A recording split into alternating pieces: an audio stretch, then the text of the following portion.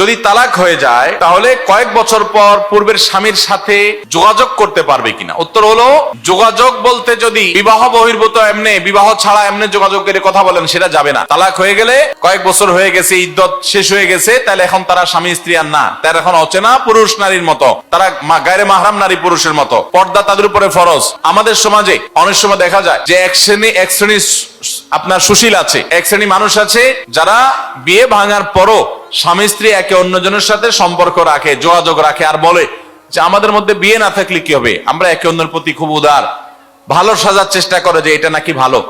এটা তো হারাম সম্পর্ক। কোন মুসলমান বিবাহ বহির্ভূত সম্পর্ক কোন গায়রে মাহরাম নারী পুরুষের সাথে করতে পারে না। 3টা তালাক ইতিপূর্বে হয়ে যেয়ে থাকে, তাহলে আর এখন আপনারা বিবাহ করেও একত্র হওয়ার সুযোগ থাকবে না। যদি আপনাদের একত্র হতে হয়, 3 তালাক যদি হয়ে থাকে, তাহলে এই স্ত্রী তার অন্য কোথাও বিয়ে হলে, সেই স্বামী মারা গেলে কিংবা তালাক হয়ে গেলে, তার ইদ্যত পালন হলে তারপরে আবার পূর্বের স্বামীর সাথে বিয়ে বিশুদ্ধ হতে পারে।